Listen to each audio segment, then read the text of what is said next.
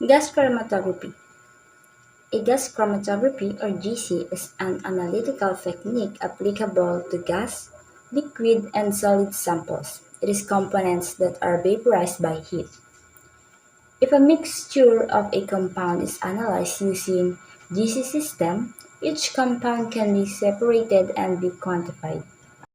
This is the principle of gas chromatography.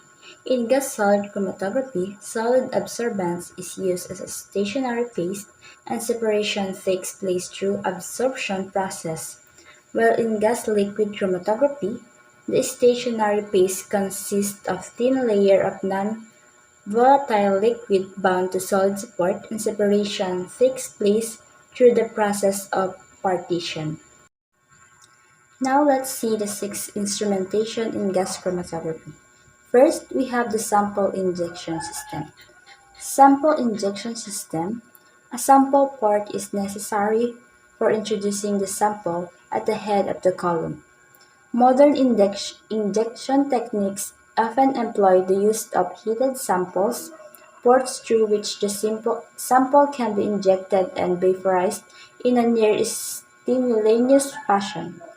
A calibrated microsyringe is used to deliver a sample volume in the range of few microliters through a rubber septum into the vaporization chamber.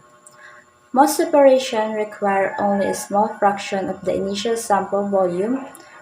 A sample splitter is used to direct excess sample to waste.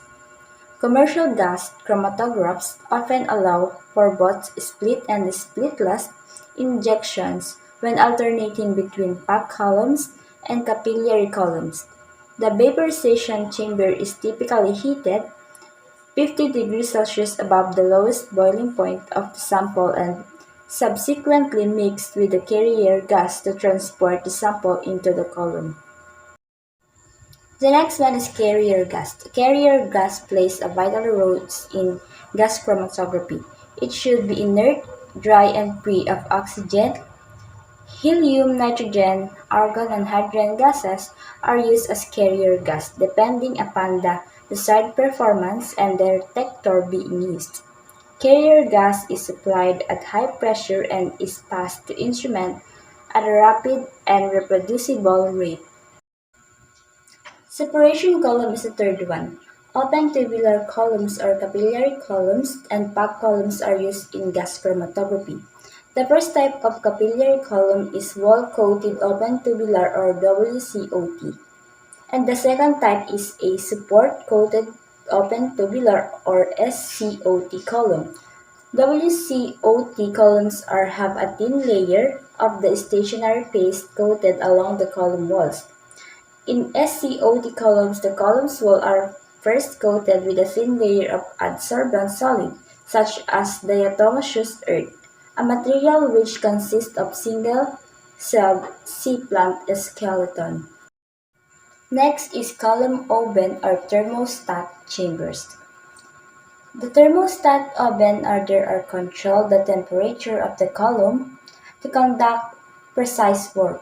The oven can be operated in two manners: isothermal programming or temperature programming. In isothermal programming, the temperature of the column is held constant throughout the whole separation. In the temperature programming method, the column thermometer is either increased continuously or in step by step as the separation progresses. The next one is what we call the detector.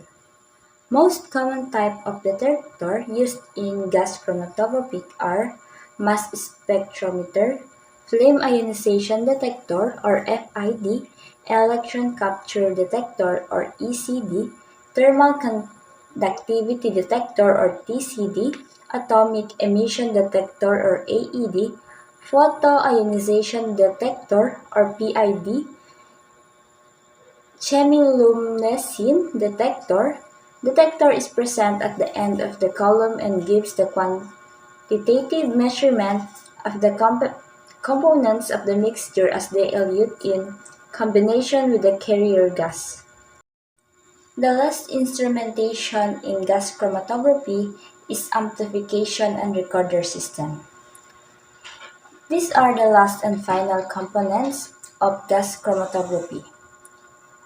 These are meant to record the signals that came from the detector. These use special electronic circuits that process and amplify the signals so as to display in an understandable graphical format that represents several peaks of the constituents of the sample under analysis. Now let's talk about how gas chromatography works. In gas chromatography, first, vaporized sample is injected into the chromatography column and then sample moves through the column with the flow of inert gas and results in the separation of the components of samples, which are recorded as a sequence of peaks as they leave the column. The different components of the sample separated and diluted at different and particular time, which is called retention time. So retention time is determined by each component reaching the component at a characteristic time. Now let's talk about the application of gas chromatography. Gas chromatography has a wide range application in various fields. It has medicinal and pharmaceutical applications. It is used in food beverage, flavor, and fragrance analysis. It is also helpful in environmental analysis and monitoring. It is used to detect doping of drugs. In forensics, it is used in cases of arsons, detection of body fluids, for the testing of fiber, blood alcohol, detection of poisons, pesticides, and also to detect explosive residues. It is also useful in security and chemical warfare agent detection. These are other common applications in gas chromatography. First, identification of hazardous compounds in wheat dams.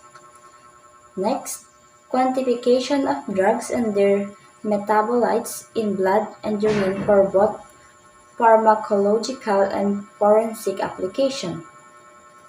Next, identification of reaction products. Next, quantification of pollutants in drinking and wastewater. We have analysis of industrial products for quantity and quality control, skin sample analysis, and of course, the RNA isolation. And now this is the conclusion of our video.